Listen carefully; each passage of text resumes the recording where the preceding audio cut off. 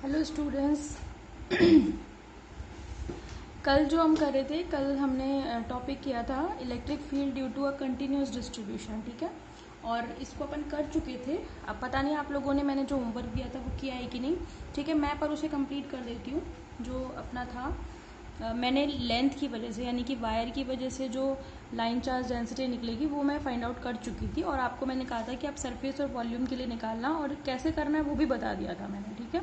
फिर भी मेरी तो जिम्मेदारी है, मेरा तो कर्तव्य है आपको सारा कुछ कराना, तो मैं तो करवा रही हूँ। बाकी जो बच्चा सिंसियर है, जो चाहता है कि वो कुछ सीखे, तो वो जो जो मैं कहूँगी वो करेगा, ठीक है।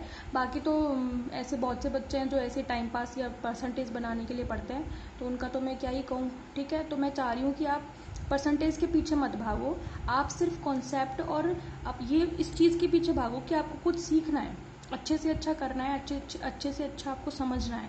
परसेंटेज आपके पीछे खुद आएगी, समझ में आ गई। अगर आप सोचोगे कि भाई मुझे तो परसेंटेज ही बनानी है, स्टार्टिंग से एंड तक परसेंटेज का लोड अपने दिमाग पे लेकर के चलोगे तो कभी नहीं बनेगी, मेरे से लिखवा लो, ठीक है। लेकिन अगर आप ये सोच के चलोगे कि मैं फिजिक्स पढ़ रहा हूँ या केमिस्ट्री, मैथ, बायो, जो भी है आपके पास, वो मैं पढ़ के जो भी चल रहा हूँ, हिंदी, इंग्लिश, वो सब मैं समझ के ढंग से और चीज़ों को अपने अंदर लेकर ढंग से पढ़ के और चीज़ों को करके आऊँगा, तो परसेंटेज खुद से आएगी भाई, उसके पीछे भागने की ज़रूरत नहीं है आपको। तो चीज़ों को घास नहीं काटनी है, हमें एक एक चीज़ को ढंग से ध्यान से समझना है। और जितना चीज़ों को समझोगे एग्ज़ाम टाइम में प्रेशर उतना ही कम होता है, स्ट्रेस उतना ही कम होगा, क्योंकि जितना समझोगे पढ़ना भी उतना ही कम पड़ता है, क्योंकि बहुत सारी चीज़ें दिमाग में सेट हो जाती है कि हाँ ये ऐसे नहीं ऐसे होता है। और पेपर में कुछ भी थोड़ा सा चेंज होगा, कॉन्सेप्ट थोड़ा सा, पेपर अपने लैंग्वेज थोड़ी सी चेंज होगी क्वेश्चन में, आप फटाफट पकड़ लोगे उस चीज़ को। तो रटने की प्रवृत्ति से को छोड़ो, मैं बार बार बोल रही हूँ। अगर आपके दिमाग में ये है कि रट रट के मैं फिजिक्स, केमिस्ट्री या ये सब चीज़ें निकाल लूँगा, नहीं निकाल सकते। साइंस, बायो या साइंस, मैथ का मतलब रटना तो बिल्कुल भी नहीं है। बहुत सी कम चीज़ें होती हैं जो वास्तव में रटनी होती है, कोई तरीका ही नहीं है उनका, लेकिन मैक्सिमम चीज़ें 95% चीज़ें आपको समझनी ही पड़ेंगी, ठीक है। परसेंटेज खुद आएगी भाई आपके पीछे, इसकी टेंशन मत लो आप परसेंटेज की, चीज़ों को बस ध्यान से समझो, ठीक है। Electric field due to continuous charge distribution की मैं बात कर रही थी, यानी कि जब सिस्टम में चार्ज को हमने स्प्रेड कर दिया यूनिफॉर्मली, ठीक है। तो किस जगह कितना चार्ज है हमें नहीं पता, तो मैंने लेंथ के लिए बता दिया था। सरफेस के लिए देखो, सरफेस में कोई मैंने एक छोटा एलिमेंटल एरिया कितना कंसिडर कर लिया, ds कंसिडर कर लिया, और उसमें चार्ज कंसिडर कर लिया dq, ठीक है। dq चार्ज से स्मॉल r डिस्टेंस पर कोई पॉइंट है p, जिस पर मुझे इलेक्ट्रिक फील्ड फाइंड आउट करना है, ठीक है। तो अब क्या करेंगे, नंबर 2 में बता देती हूँ आपको, surface charge distribution, surface charge distribution, ठीक है। सरफेस चार्ज डिस्ट्रीब्यूशन है तो सरफेस चार्ज डेंसिटी कितनी आएगी, ठीक है। ये सारी लैंग्वेज आप खुद लिखेंगे, मैं नहीं करवाऊंगी, मैं सिर्फ बताऊंगी कि क्या होगा, ठीक है। आपको क्या लिखना है, आप ऐसे लिखेंगे, let we have surface S, ठीक है, Q charge is spread over this surface uniformly. फिर क्या लिखेंगे, to find the electric field at point P that is placed at R distance from the surface, ठीक है। We consider a elemental area ds at which charge is dq, समझ में आ गई। Electric field will B, electric field क्या होगा, de, ठीक है। तो de क्या होगा, फिर से वही लिखोगे आप, dq अपॉन आर स्क्वायर। बस अब की बार फर्क क्या होगा, ये जो dq है उसकी जगह पर आपको सिग्मा ds लिखना है अपॉन आर स्क्वायर। क्यों, क्योंकि हम जानते हैं according to the definition of surface charge density क्या होती है, sigma is equal to Q upon S. तो D Q is equal to कितना हो जाएगा, sigma D S. Q cross multiply कर दो, दोनों साइड डिफ्रेंशिएट कर दो, तो सिग्मा डी एस यहाँ आ जाएगा, ठीक है। For the whole surface, for the whole surface electric field कितना होगा, electric field will be E is equal to K, है ना, integration of sigma D S upon are square. समझ में आ गई बात आपको, तो ये आपका हो गया।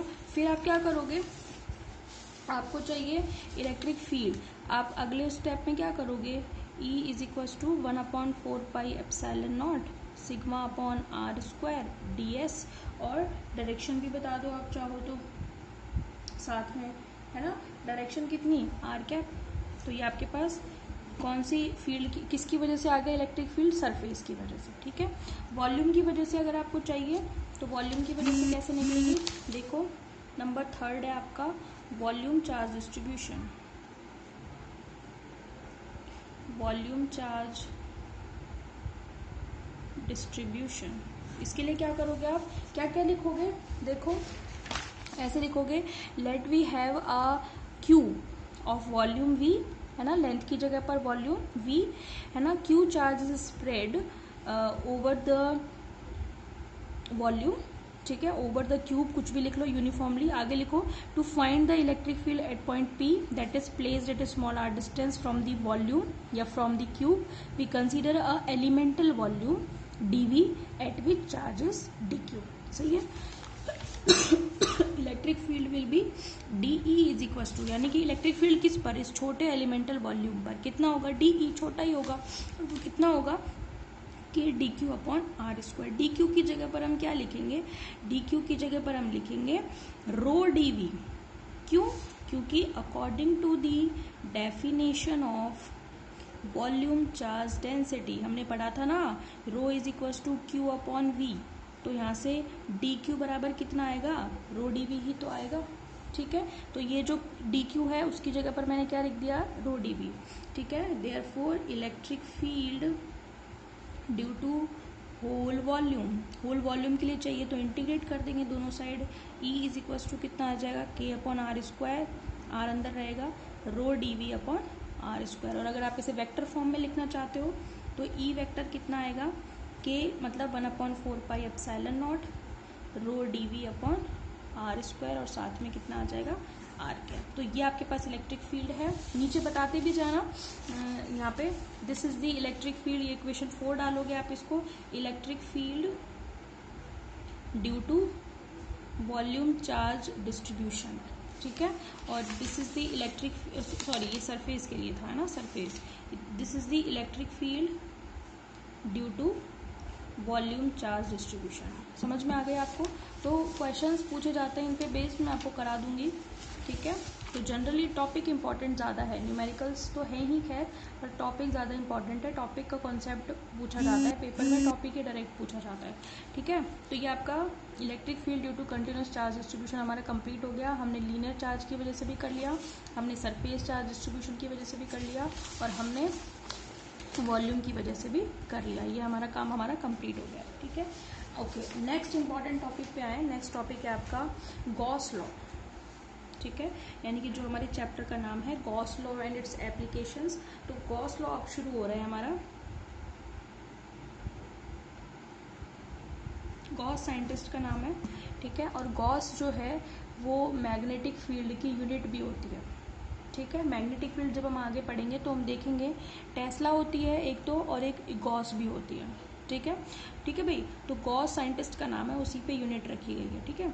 गॉस लॉ देखें वो क्या कहता है। गॉस लॉ ये कहता है भाई कि जो किसी भी क्लोज सरफेस से पास होने वाला फ्लक्स है, स्टेटमेंट ध्यान से सुनना, स्टेटमेंट ये कहता है कि किसी भी क्लोज सरफेस, क्लोज मतलब बंद पृष्ठ, किसी भी क्लोज सरफेस से पास होने वाला फ्लक्स जो होता है वो उस बंद पृष्ठ से जो संबद्ध चार्ज है उसके 1/ε0 गुना के बराबर होता है। मैं क्या बोल रही हूँ, मैं कह रही हूँ the flux passing through a close surface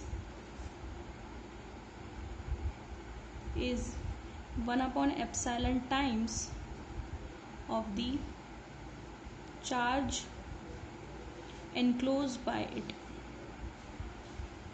enclosed by it। जैसे सपोज करो ये आपके पास कोई क्लोज सरफेस है जिसमें कोई चार्ज स्मॉल क्यू रखा हुआ है, ठीक है। तो इस स्मॉल क्यू चार्ज की वजह से जो फ्लक्स पास होगा, यानी कि फ्लक्स चाहे वो आने वाला हो चाहे वो जाने वाला हो, कोई सा भी फ्लक्स हो फाई, ठीक है।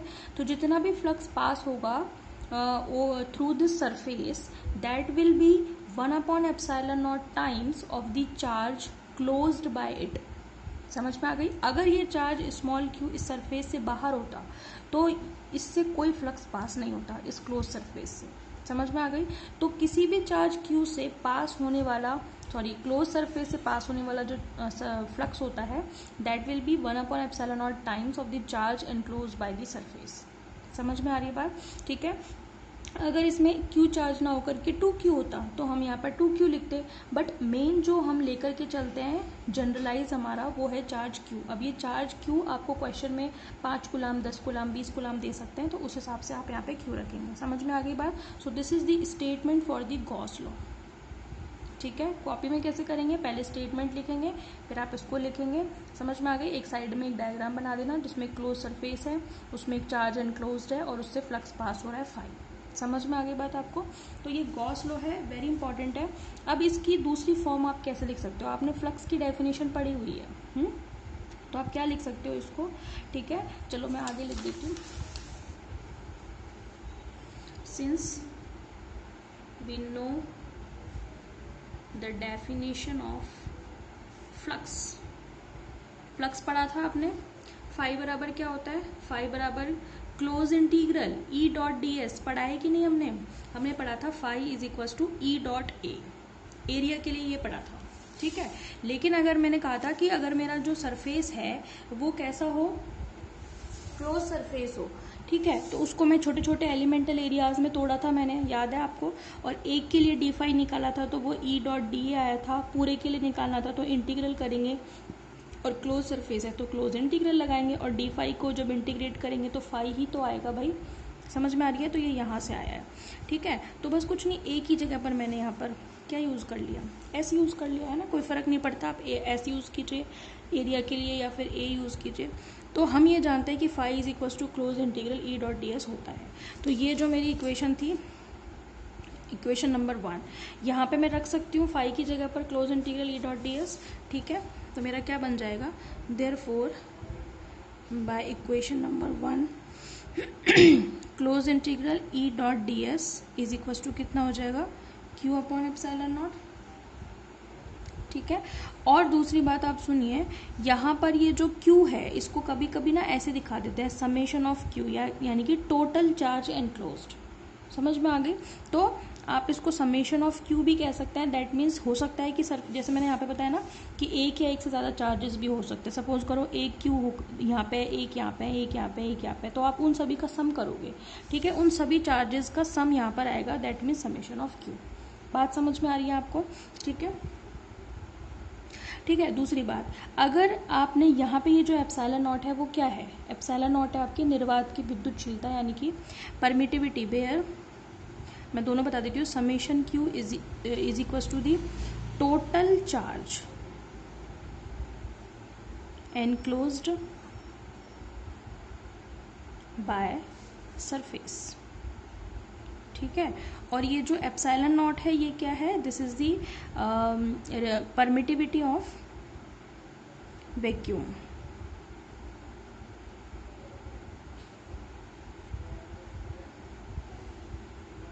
ठीक है, वैक्यूम की परमिटिविटी है ये। अगर आपके पास मीडियम की परमिटिविटी है ना, यानी कि आप गॉस लॉ लगाना चाहते हो फॉर मीडियम, है ना, तो फॉर मीडियम जो क्लोज इंटीग्रल या फिर यही आपका फाई है, फाई इज इक्वल टू कितना हो जाएगा, E dot D S is equal to summation Q of epsilon. तो वहाँ पे आप मीडियम की परमिटिविटी यूज़ करोगे, तो आप यहाँ पे बता देना कि where epsilon is equal to medium permittivity of medium, permittivity of medium. Medium कौन सा, जो भी मीडियम आपने यूज़ किया है, हो सकता है किसी ने कांच यूज़ किया हो मीडियम, किसी ने पानी यूज़ किया हो मीडियम, है ना, उस हिसाब से जो भी मीडियम यूज़ किया है, किसी ने मोम यूज़ किया है, किसी ने पैराफिन यूज़ किया है, तो जिस भी तरीके का मीडियम है उसकी परमिटिविटी अपन यहाँ पे रख देते हैं, और टोटल चार्ज रख देते हैं किसी भी सरफेस से एनक्लोज, उससे हमारे पास फाई आ जाता है, उस पर्टिकुलर सरफेस से पास होने वाला कितना फ्लक्स होगा। बात समझ में आ गई आपको? तो ये आपका कंप्लीट हो गया गॉस लॉ। कल हम क्या करेंगे, गॉस लॉ के बारे में इंपॉर्टेंट फैक्ट पढ़ेंगे कि गॉस लॉ के क्या क्या चीज़ों को सेटिस्फाई करता है, कब लगता है, कब नहीं लगता, किस तरीके से लगता है, ये सारी चीज़ें देखेंगे। इसके बाद हम इसका प्रूफ भी करेंगे, यानी कि हम इसे प्रूफ भी करें। अभी तो हमने डायरेक्ट यूज़ कर लिया, phi is equal to Q upon epsilon naught, definition के थ्रू स्टेटमेंट बता दिया हमने। हम इसे प्रूफ भी करेंगे कि कैसे ये phi is equal to Q upon epsilon naught होता है यूजिंग कुलाम्स लॉ। कुलाम का नियम हमने पढ़ा हुआ है, उस कुलाम के नियम को यूज़ करके हम इसको प्रूव भी करेंगे। ठीक है, तो कल हम पहले इसके सारे फैक्ट्स कंप्लीट करेंगे, कल थ्योरी यूज़ करेंगे अपन सारी, ठीक है भाई, ये सारा काम कंप्लीट करना पड़ा। वॉल्यूम चार्ज और सरफेस चार्ज अगर आपने नहीं किया है तो वो मेरी रिक्वेस्ट है आप सभी से, आप उसको कंप्लीट करना। ठीक है, कुछ नहीं आता तो पूछ लेना। ठीक है, लेकिन चीज़ें छोड़नी नहीं है।